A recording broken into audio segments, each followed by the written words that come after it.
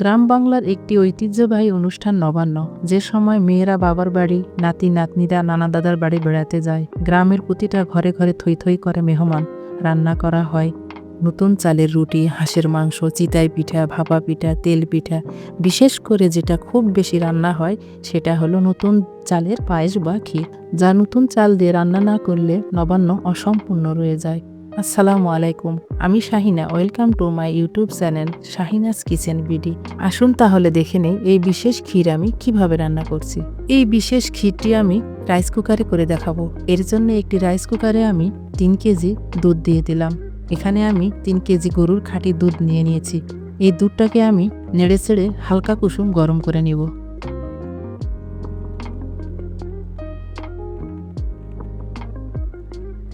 এরপরে আমি এখানে 1 কাপ গুঁড়ো দুধ দিয়ে দিলাম। গুঁড়ো দুধ দিয়ে এই দুধটাকে আমি ভালো করে নেড়ে চেড়ে মিশিয়ে নিব। রাইস কুকারে আসলে সব ধরনের রান্না করাই যায়, শুধু প্রসেসটা জানতে হয়। আপনারা এভাবে রাইস কুকারে ক্ষীর রান্না করতে পারবেন সুন্দরভাবে। এখানে নতুন ধানের পোলাওয়ের চাল নিয়েছি 1 কাপ। আগে থেকে ধুয়ে পরিষ্কার করে 5-6 ঘন্টার জন্য ভিজিয়ে রেখেছিলাম। এই চালগুলো আমি দিয়ে দিলাম। দিয়ে দুধটাকে আবার ভালো করে নেড়ে চেড়ে ফুটিয়ে নেব। এখানে দুধটা নাড়া বন্ধ করা যাবে না, নাড়া বন্ধ করলে নিচ থেকে লেগে যাবে। দিয়ে দিলাম 4 টুকরো দারুচিনি, দিয়ে দিলাম 4টা সাদা এলাচ, মুখটা একটু করে ফেটিয়ে দিয়েছি। দিয়ে দিলাম 4টে তেজপাতা। এবার আমি এগুলোকে চালের সাথে ভালো করে মিশিয়ে এগুলোকে নেড়ে চেড়ে বলক উঠিয়ে নিব। বলক ওঠা পর্যন্ত আমি এটাকে কোনোভাবে নাড়া বন্ধ করব না, কারণ নাড়া বন্ধ করলে এটি নিচ থেকে লেগে যাবে। ফিরে আসছি দুধটা বলক ওঠার পর। দেখুন দুধ বলক উঠে গেছে এবং সুন্দর একটা গরম মশলার স্মেল বের হয়েছে। চালটি যখন 60% সিদ্ধ হয়ে যাবে তখন আমি এর মধ্যে দিয়ে দিলাম আগে থেকে ধুয়ে রাখা হাফ বাটি সাবুদানা। সাবুদানা দিয়ে আমি এগুলোকে এখন আবারও নেড়ে চেড়ে মিশিয়ে নেব। শুরুতে আপনাদের কাছে একটি রিকোয়েস্ট করি, এরকম মজার মজার ভিডিও পেতে অবশ্যই চ্যানেলটি সাবস্ক্রাইব করে পাশে থাকা বেল আইকনটি বাজিয়ে দিবেন। এখানে মিষ্টির ব্যালেন্সটাকে ঠিক করার জন্য আমি দিয়ে দিলাম হাফ চামচ লবণ।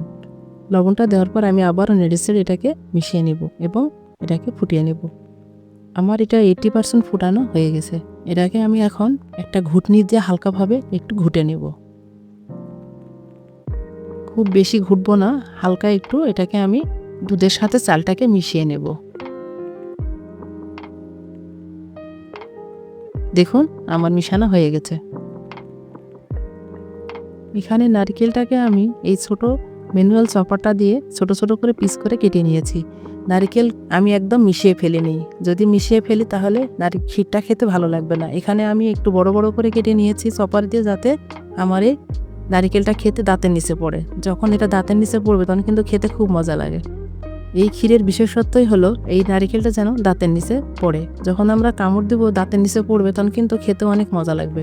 এভাবে আমি নারকেলটাকেও দুধের সাথে মিশিয়ে নিলাম। এইবার দিয়ে দেবো আমি এখানে ফ্রেশ খেজুর গুড়। এই খেজুর গুড় আমার ডিপ ফ্রিজে গত বছরে সংরক্ষণ করা ছিল।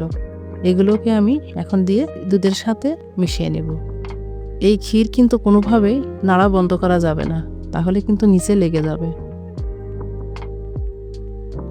আমি সবগুলো উপকরণ একসাথে মিশিয়ে নিলাম।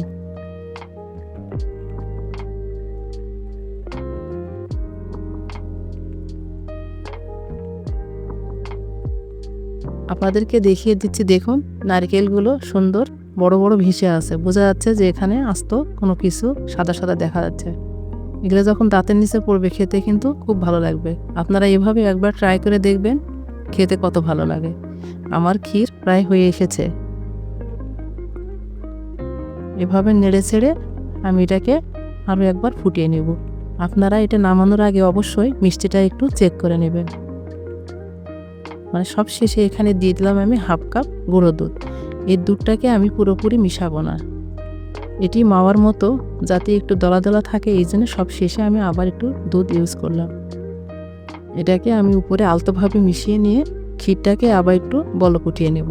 ছোটবেলায় বাবা মার সাথে গরুর গাড়িতে করে নানি বাড়ি বেড়াতে যেতাম। তখন প্রধান যানবাহন ছিল গরুর গাড়ি। নবান্ন হলে তো অবশ্যই যেতাম। গ্রামের কয়েকজন মিলে বাড়ি বাড়ি গিয়ে নতুন চাল উঠিয়ে বড় হাঁড়িতে রান্না হতো এই ক্ষীর, এবং গ্রামের সবাই মিলে এক জায়গায় বসে খেত। তখনকার এই স্মৃতিগুলো এখনও খুব মনে পড়ে। এভাবে নেড়েছে ঢাকনা দিয়ে ফিরে আসছি আমি 5 মিনিট পরে।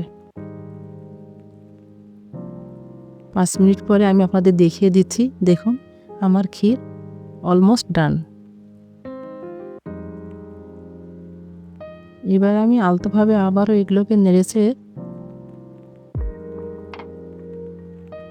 সবশেষে দিয়ে দিলাম কিছু চীনাবাদাম।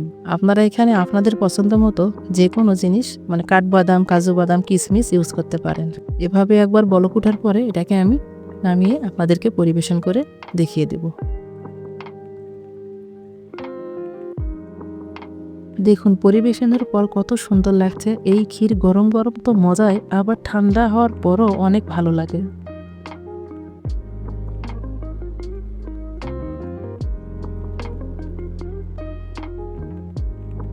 ভিডিওটি ভালো লাগলে লাইক, কমেন্ট, শেয়ার করতে ভুলবেন না, এবং এরকম ভিডিও আরও পেতে চ্যানেলটি অবশ্যই সাবস্ক্রাইব করবেন।